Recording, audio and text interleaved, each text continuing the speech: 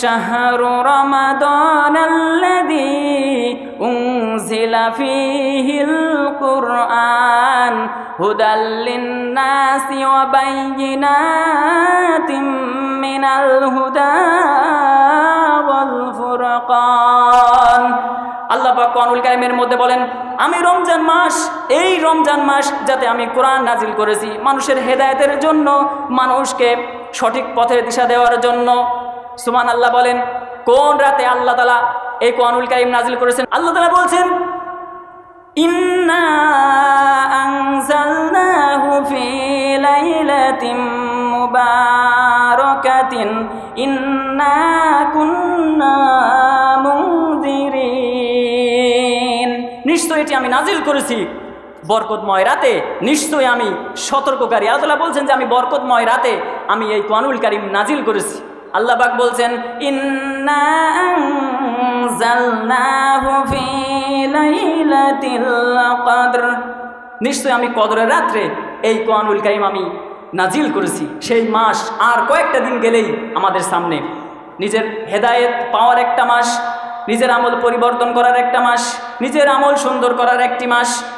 এবার আল্লাহ তাআলা কোরআনুল কারীমের মধ্যে আরো বলছেন, হোনায় ফুল তো বুলবুল কা তরন্নুম भी न हो, जमने दहर में कलियों का तबस्सुम भी न हो, बलगल उला बिकमालिही कशफत तुजा बिजमालिही हसनत जमीउ खिसालिही सल्लु अलैहि व आलिही।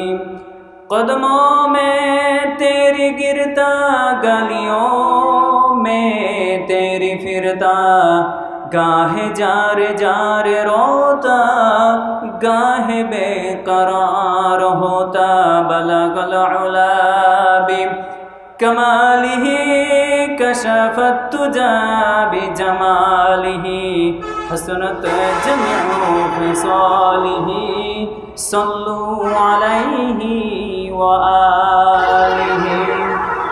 আরবের বুকে মক্কার পথে আমিনার যেথায় ঘর, খোদার করুণা কৌসার হয়ে ঝরছে বারংবার, বলগল উলা বিকমালিহি कशफत तुजा बिजमालिही हसनत जमीउ खिसालिही सल्लु अलैहि व आलिही। খয়েরতলা বাকুলিয়া হাফিজিয়া মাদ্রাসার উদ্যোগে বিরাট তাফসিরুল কুরআনুল কারীমের মাহফিলের সম্মানিত সভাপতি হযরত উলামায়ে ইকরাম, তোলাবায়ে ইলম, সামনে উপবিষ্ট দিনদার ভাইরা, বাবাজিরা, পর্দার আড়ালের মা এবং বোনেরা, আজকের এই মহতী মাহফিলে যারা উপস্থিত হয়েছেন তাদের সকলকে আমার পক্ষ থেকে হৃদয় নিংড়ানো ভালোবাসা, শুভেচ্ছা, অভিনন্দন এবং সালাম জানাচ্ছি। আসসালামু আলাইকুম ওয়া রাহমাতুল্লাহি ওয়া বারাকাতুহু। সবটুকু শুকরিয়া সেই মহান রব্বুল আলামিনের জন্য যিনি আজকের এই মুতাবাররক মাহফিলে আমাদের আসার এবং বসার মেহেরবানি করে দান করেছেন। সেই রবের দরবারে শুকরিয়া আদায় পড়ছি আলহামদুলিল্লাহ। অগণিত অসংখ্য দুরুদ ও সালাম আল্লাহর সৃষ্টির প্রধান আকর্ষণ, বিশ্বসভার সভাপতি, সমস্ত নবী রসুলগণের মাথার তাজ, ইমামুল মুরসালিন, খাতামান নবিয়্যিন ওয়াল মুরসালিন, শাহেনশাহে রিসালাত, সরকারে দোজাহা, সুলতানুল মদিনা, হুজুরে আকরাম সৈয়দিনা হাবিবেনা মাওলানা মুহাম্মদ সাল্লাল্লাহু আলাইহি ওয়াসাল্লামের উপর প্রত্যেকে পড়ছি সাল্লাল্লাহু আলাইহি ওয়াসাল্লাম। আল্লাহ তাআলা যাকে আজ থেকে প্রায় ১৫০০ বছর আগে প্রেরণ করেছেন, যেই নবীর সম্পর্কে আল্লাহ পাক রব্বুল আলামিন কোরআনুল কারীমের মধ্যে ইরশাদ করছেন, হে রাসূল, নিশ্চয় আমি আপনাকে উত্তম চরিত্র দিয়ে পাঠিয়েছি, নিশ্চয় আপনার চরিত্র উত্তম। আমরা দেখতে পাচ্ছি বাংলার জমিনে কিছু রাম এবং বামরা আমার রসুলের শানে বেয়াদবি করছে, কটূক্তি করছে। আমরা সরকারকে স্পষ্ট ভাষায় জানিয়ে দিতে চাই, যদি এই কুলাঙ্গারদেরকে সরাসরি না ধরে যদি আপনারা বিচার যদি না করতে পারেন, তাহলে আমরা 92% মুসলমান ঘরে বসে থাকবো না। বুকের রাজা তাজা রক্ত ঢেলে দিয়ে হলেও আমরা এর প্রতিবাদ করব। কথা বলেন ঠিক না বেঠিক? যদি আপনারা আইনের আয়ত্তে এদেরকে না নিয়ে আসে, যদি আপনারা এদেরকে ছেড়ে দেন, তাহলে বাংলার 92% মুসলমান তারা নিজেরা আইন হাতে তুলে নিতে বাধ্য হবে। কথা বলেন ঠিক না বেঠিক?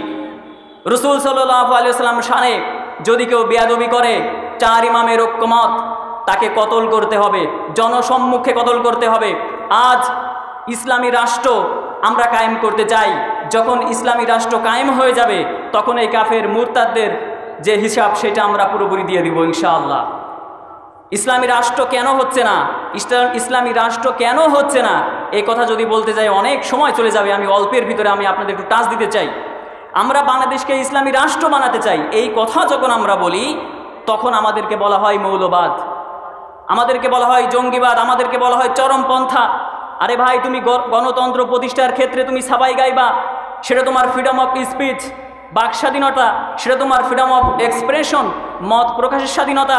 আর আমি আমার কোরআন দিয়ে ইসলামী রাষ্ট্র আমি কায়েম করতে চাই, এ কথা বলতে গেলে আমি চরমপন্থা, আমি মৌলবাদ।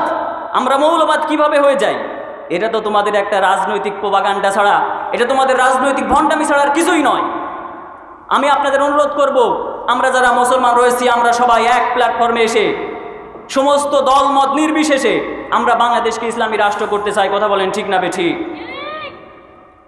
আল্লাহ পাক কোরআনুল কারীমের মধ্যে জানিয়ে দিয়েছেন, এই কাফের বেঈমান মুরতাদরা যতই ষড়যন্ত্র করুক না কেন, যতই কটূক্তি করুক না কেন, আল্লাহ এবং তার রাসূলের শানে ইসলামকে তারা নির্বাপিত করতে পারবে না।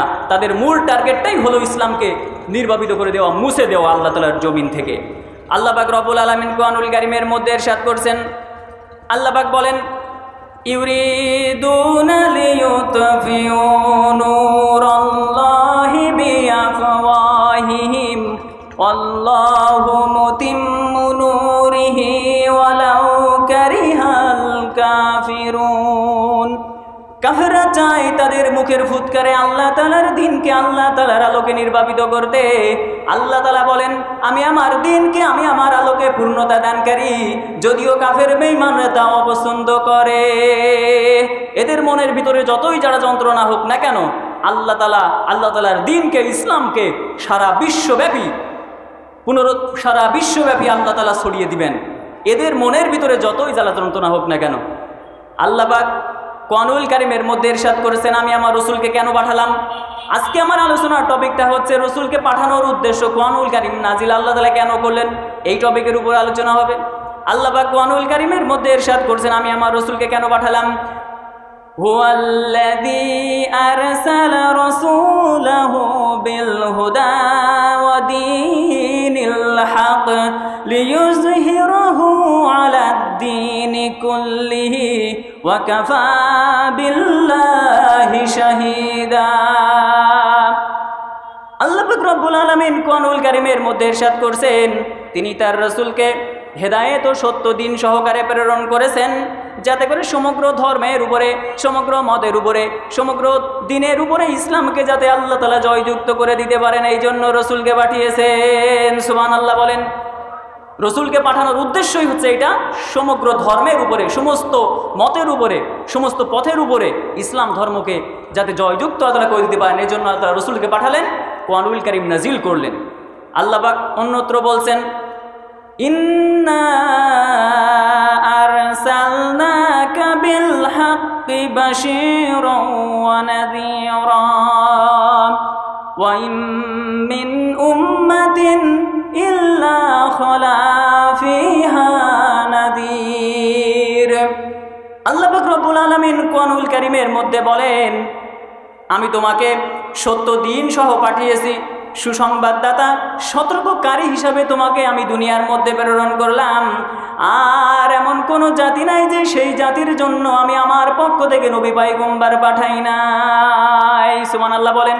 প্রত্যেক উম্মতের জন্য, প্রত্যেক জাতির জন্য আল্লাহ তাআলা পয়গম্বর পাঠিয়েছেন, সতর্ককারী পাঠিয়েছেন, পথ প্রদর্শক পাঠিয়েছেন, তাদের জীবনকে পরিবর্তন করে দেওয়ার জন্য, আল্লাহ তাআলার পথের পথিক বানানোর জন্য তারা যে ভুল পথের উপরে ছিল, সেই ভুল পথ থেকে আল্লাহ তাআলার জান্নাতের পথের পথিক বানানোর জন্য আল্লাহ তাআলা যুগে যুগে পয়গম্বর নবী পাঠিয়েছে, জীবনকে সুন্দর করার জন্য, জীবনের মধ্যে আল্লাহ তাআলার বন্দেগী নিয়ে আসার জন্য।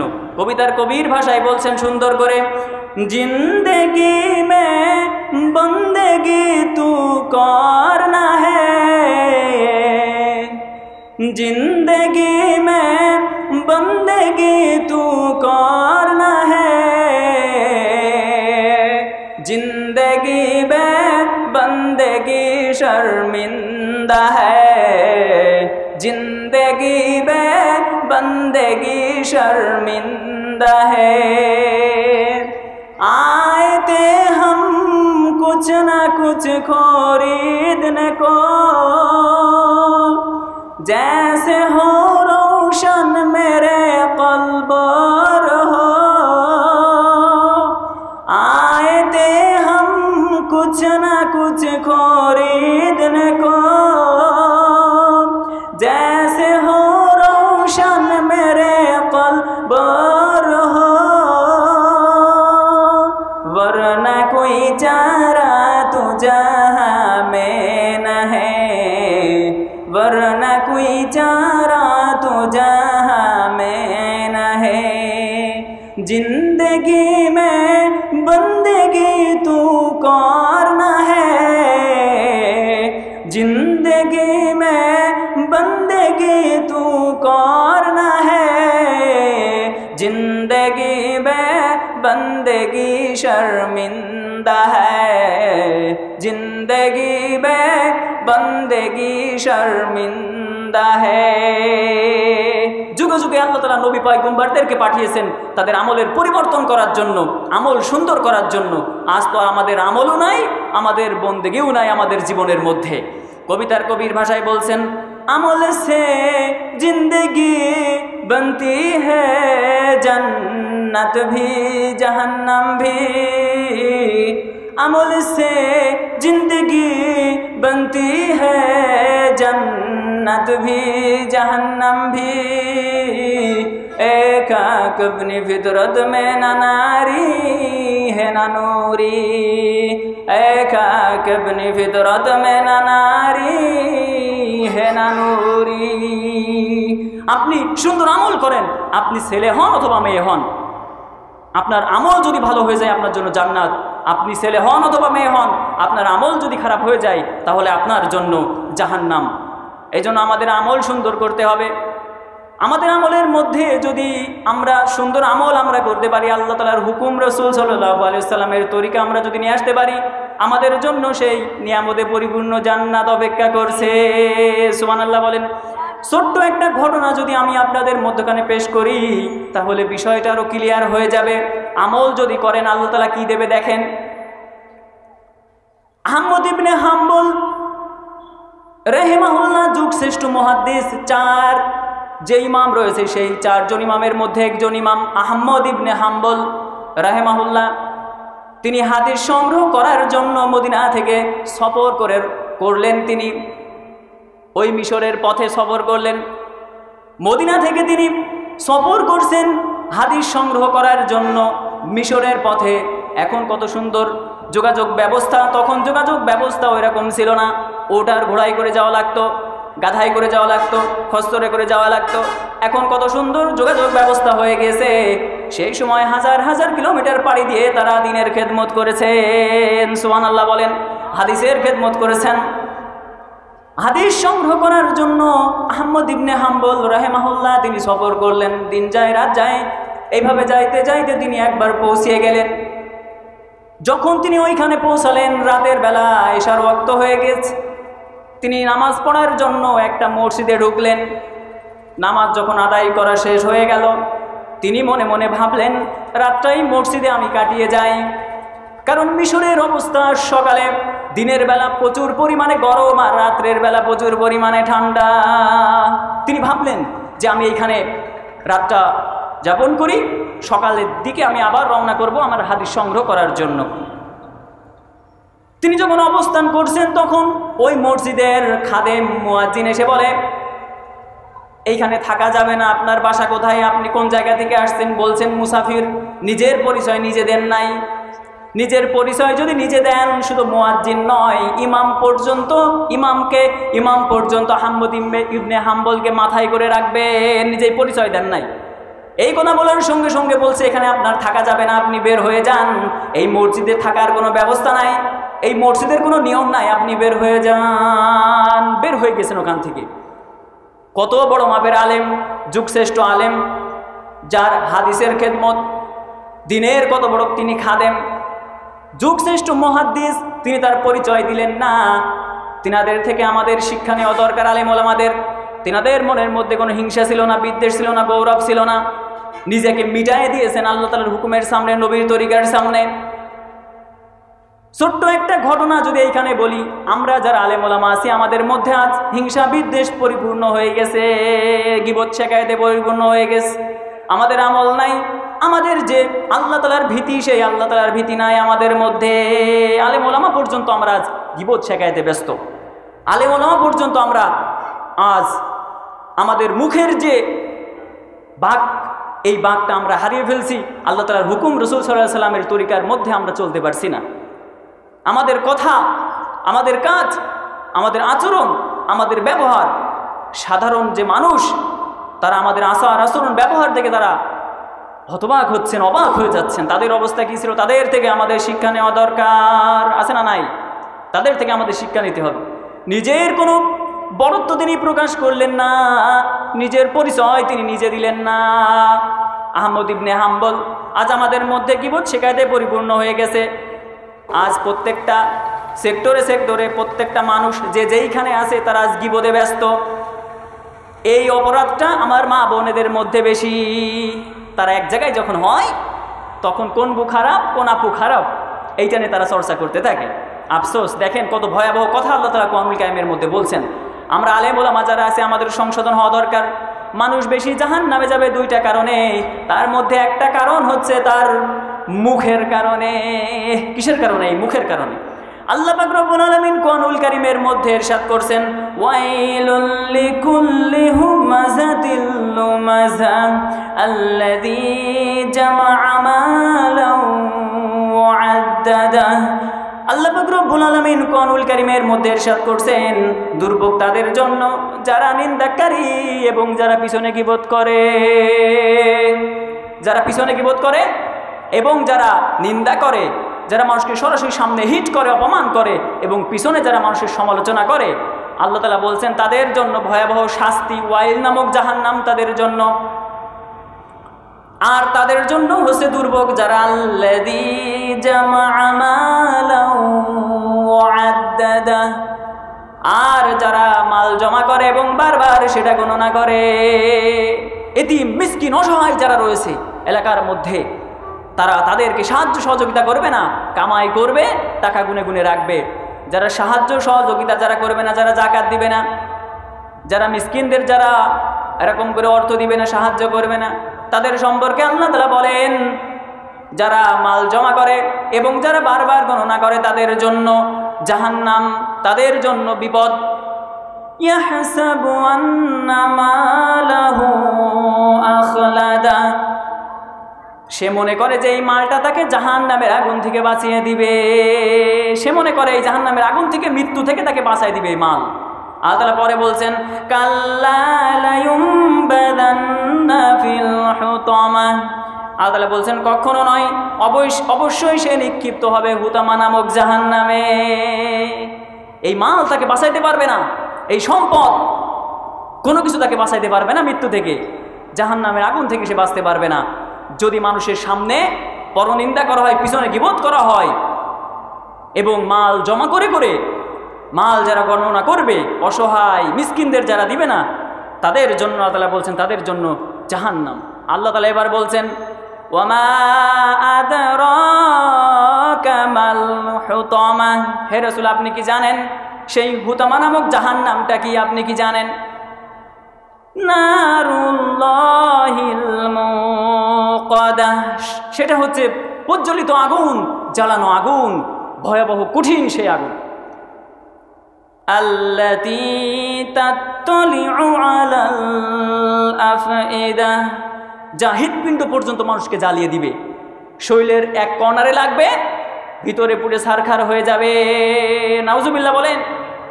তাহলে আজকে থেকে আমরা ইরাদা কি করতে পারি যে আমরা মানুষের পরনিন্দা করব না, পরচর্চা করব না, গীবত করব না, শিকায়েত করব না। এবং আমরা যারা ধন্যাঢ্য রয়েছি, আমরা যারা ধনী রয়েছি, আমরা মাল জমা করে করে গণনা করব না। অসহায় এতিম যারা রয়েছে এলাকার মধ্যে তাদেরকে আমরা দিব ইনশাআল্লাহ বলেন। তাদের মধ্যে, সেই জামানার আলেমদের মধ্যে এই ধরনের কোনো অবস্থা ছিল না আমাদের যে অবস্থা।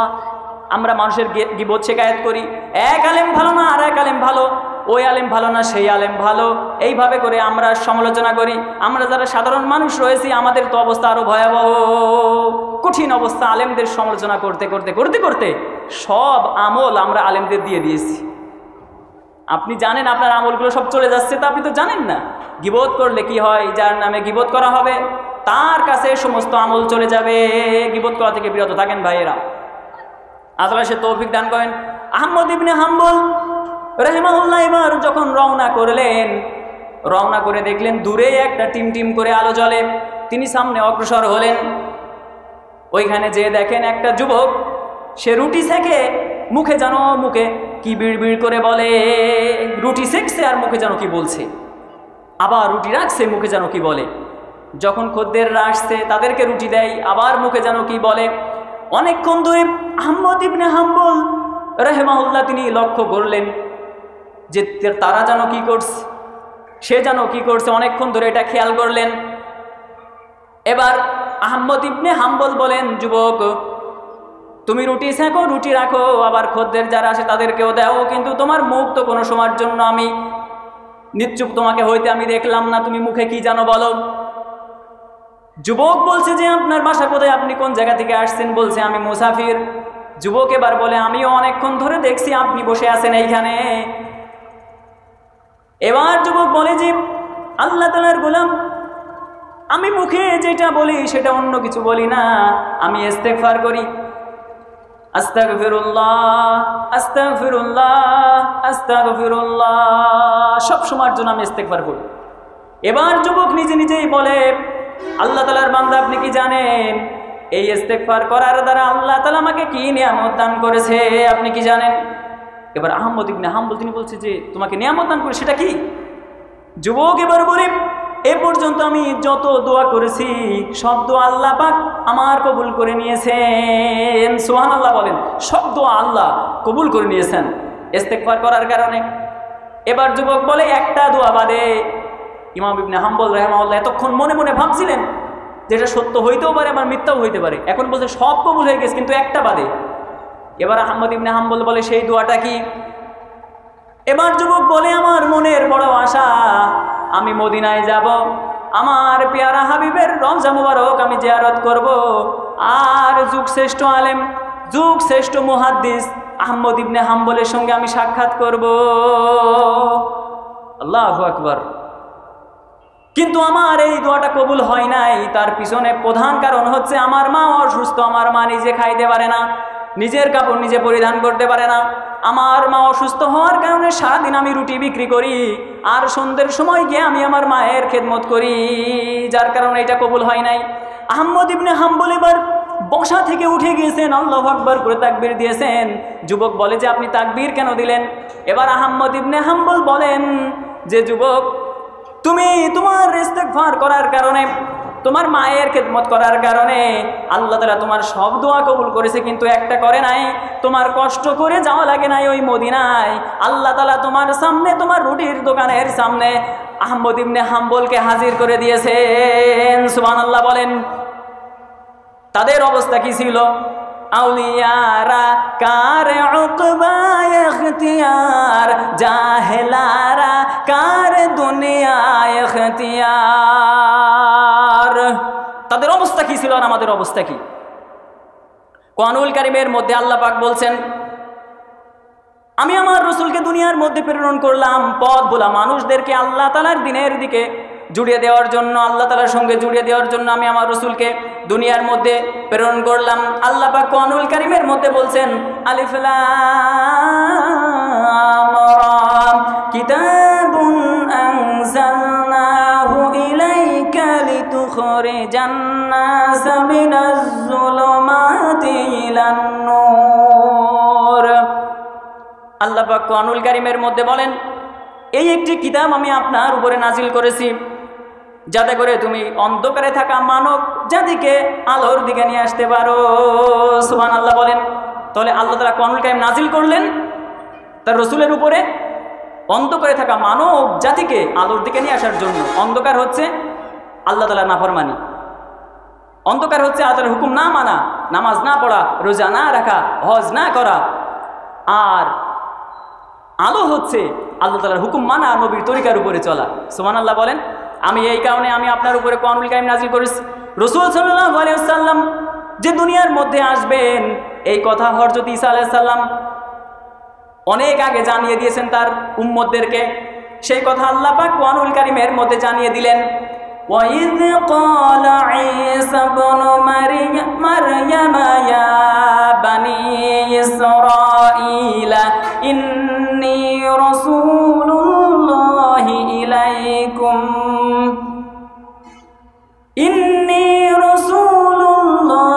إِلَيْكُمْ مُصَدِّقًا لِمَا بَيْنَ يَدَيَّ مِنَ التَّوْرَاةِ وَمُبَشِّرًا بِرَسُولٍ يَأْتِي مِن بَعْدِي اسْمُهُ أَحْمَدُ فَلَمَّا جَاءَهُم بِالْبَيِّنَاتِ قَالُوا هَذَا سِحْرٌ মুবিন। আল্লাহ পাক কোরআনুল কারীমের মধ্যে বলছেন, হযরত ঈসা আলাইহিস সালাম যখন তার উম্মতদেরকে বলল যে আমি তোমাদের কাছে এসেছি রাসূল হিসেবে, আমার পরে একজন নবী আসবে, যেই নবীর নাম হবে ইসমুহু আহমদ, যে নবীর নাম হবে হচ্ছে আহমদ। এই নবীর সুসংবাদ আল্লাহ তাআলা ঈসা আলাইহিস সালামের জামানায় দিয়ে দিয়েছেন। ওই কাফের বেঈমান মুরতাদ ইহুদি এবং খ্রিস্টানদের জানিয়ে দিয়েছেন। রাসূল সাল্লাল্লাহু আলাইহি ওয়াসাল্লাম যখন সত্য দিন নিয়ে আগমন করলো, তখন তারা তাদের সঙ্গে ঠাট্টা বিদ্রূপ করেছে, রাসূলকে মানে নাই, রাসূলকে অস্বীকার করেছে। আল্লাহ তাআলা আফসোস করে বলছেন, ইয়া হাসরাতান আলাল ইবাদ মা ইয়াতিহিম মির রাসূলিন ইল্লা কানু বিহি ইস্তাহজিউন। আল্লাহ তাআলা আফসোস করে বলছেন, আফসোস আমার বান্দাদের জন্য, আমার বান্দাদের কাছে যখনই সতর্ককারী এসেছে তখনই তারা তাদের সঙ্গে ঠাট্টা বিদ্রূপ করেছে। যখনই সতর্ককারী এসেছে তখনই ঠাট্টা বিদ্রূপ করেছে। আলেম ওলামা যখন মানুষের কাছে যায় তখন এক শ্রেণীর মানুষরা ঠাট্টা বিদ্রূপ করে কি করে না? ওই জামানার কাফেররাও করেছিল, এখনও তারা করবে। আল্লাহ তাআলা মানুষকে হেদায়েত দেওয়ার জন্য, সত্য দিন তাদেরকে জানানোর জন্য যুগে যুগে নবী রাসূলগণ পাঠিয়েছেন। এই হেদায়েতের বড় মাধ্যম হচ্ছে রমজান মাস। রমজান মাস আমাদের সামনে, এইটা বলে আমি আমার আলোচনা শেষ করব। এরপরে বক্তারা আল্লাহ পাক কোরআনুল কারীমের মধ্যে বলছেন, ইয়া আইয়ুহাল্লাযীনা আমানু কুতিবা আলাইকুমুস সিয়ামু কামা কুতিবা আলাল্লাযীনা মিন ক্বাবলিকুম লাআল্লাকুম তাত্তাকুন। আল্লাহ বলছেন, ইয়া আইয়ুহাল্লাযীনা আমানু, হে ঈমানদারগণ, তোমাদের উপরে সিয়াম ফরজ করা হয়েছে যেভাবে ফরজ করা হয়েছিল তোমাদের পূর্ববর্তীদের উপরে, যাতে করে তোমরা তাকওয়া অবলম্বন করতে পারো। সুবহানাল্লাহ বলেন। রোজা আমাদের উপরে শুধু ফরজ নয়, অন্যান্য উম্মতদের ক্ষেত্রেও আল্লাহ তাআলা ফরজ করেছিলেন। কেন? যাতে করে তাকওয়া অবলম্বন করতে পারো, আল্লাহ তাআলার ভীতি যাতে ভিতরে নিয়ে আসতে পারো। ছোট্ট একটা উদাহরণ, হযরত ওমর রাদিয়াল্লাহু তাআলা আনহুর জামানায় হযরত ওমর রাদিয়াল্লাহু তাআলা আনহু তিনি সফর করেন ছদ্মবেশে, দিনে ঘোরেন রাতে ঘোরেন। দেখেন যে এক রাখাল তিনি বকরি চড়ায়, ছাগল চড়ায়। ওই রাখালের কাছে তিনি গেলেন, যে বলছেন যে রাখাল আমাকে একটু দুধ দেওয়া যাবে নাকি, আমি একটু পান করতাম। এবার রাখাল বলে যে এই দুধ আমি দিতে পারবো না, কারণ আমার মালিক এখানে নাই। এবার ওমর বলে তাহলে ছাগি একটা আমার কাছে বিক্রি করো, তাহলে তুমি কিছু অর্থ পাবা, তুমি এই ছাগিটা আমার কাছে বিক্রি করো। রাখাল বলে আমার মালিক তো এখানে নাই, আমি বিক্রি করতে পারবো না। এবার ওমর রাদিয়াল্লাহু তাআলা আনহু তো অবাক হয়ে গেলেন কথা শুনে। ওমর রাদিয়াল্লাহু তাআলা বলেন, এখানে তো তোমার মালিক নাই, তুমি আমার কাছে ছাগল বিক্রি করো, বকরি বিক্রি করো। এবার যুবক বলে ফাইনাল্লাহ, হে আল্লাহ তাআলার বান্দা, আল্লাহ তাআলা কি চোখে দেখেন না? তুমি আমার কাছে ছাগল ক্রয় করবে, আমার মালিক এখানে নাই, আমার মনিব, আমার প্রকৃত মালিক, সেই মালিক তো দেখছেন। সেই সাধারণ একজন রাখালের মধ্যে যে ইমানি পাওয়ার ছিল, ইমানি যে জোশ ছিল, সেই ইমানি জোশ আমাদের মধ্যে নাই। আল্লাহ পাক কোরআনুল কারীমের মধ্যে ইরশাদ করছেন, শাহরু রমাদানাল্লাযী উনজিলা ফীহিল কুরআন হুদাল লিন-নাসি ওয়া বায়্যিনাতিম মিনাল হুদা ওয়াল ফুরকান। আল্লাহ পাক কোরআনুল কারীমের মধ্যে বলেন, আমি রমজান মাস, এই রমজান মাস যাতে আমি কোরআন নাজিল করেছি মানুষের হেদায়েতের জন্য, মানুষকে সঠিক পথের দিশা দেওয়ার জন্য। সুবহানাল্লাহ বলেন।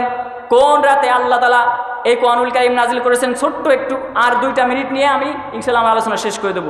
আল্লাহ তাআলা বলছেন, ইন্না আনজালনাহু ফি লাইলাতিন মুবারাকাতিন ইন্না কুন্না মুনজিরিন। নিশ্চয় এটি আমি নাজিল করেছি বরকতময় রাতে, নিশ্চয় আমি সতর্ককারী। আল্লাহ তাআলা বলছেন যে আমি বরকতময় রাতে আমি এই কোরআনুল কারীম নাজিল করেছি।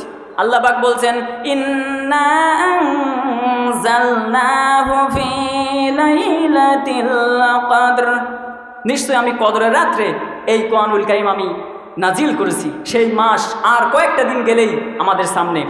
নিজের হেদায়েত পাওয়ার একটা মাস, নিজের আমল পরিবর্তন করার একটা মাস, নিজের আমল সুন্দর করার একটি মাস। এবার আল্লাহ তাআলা কোরআনুল কারীমের মধ্যে আরো বলছেন, আমি এইদিকে আর যাব না, ছোট্ট একটা হাদিস বলে আমি ইনশাআল্লাহ শেষ করব। হযরত আবু হুরায়রা রাদিয়াল্লাহু তাআলা আনহু থেকে বর্ণিত, وعن أبي هريرة رضي الله عنه عن النبي صلى الله عليه وسلم من صام رمضان إيمانا واحتسابا غفر له ما تقدم من ذنبه। হযরত আবু হুরায়রা রাদিয়াল্লাহু তাআলা আনহু বলেন, আমি রাসূল সাল্লাল্লাহু আলাইহি ওয়াসাল্লামকে বলতে শুনেছি যে রমজান মাসে রোজা রাখবে, পুণ্য নেকি হাসিলের উদ্দেশ্যে যে রোজা রাখবে, আল্লাহ তাআলার সন্তুষ্টির জন্য যে রোজা রাখবে, আল্লাহ তাআলা তার জীবনের সমস্ত গুনাহ খাতা মাফ করে দিবেন। সুবহানাল্লাহ বলেন। তাহলে আমরা এই আমাদের সামনে রমজান মাস আসছে, এই রমজান মাসে আমরা বেশি বেশি করে ইবাদত বন্দেগী করব, ইস্তেগফার করব, আমরা আমাদের আমলকে পরিবর্তন করব, সুন্দর করব। আল্লাহ তাআলা সেই তৌফিক আমাদের দান করেন।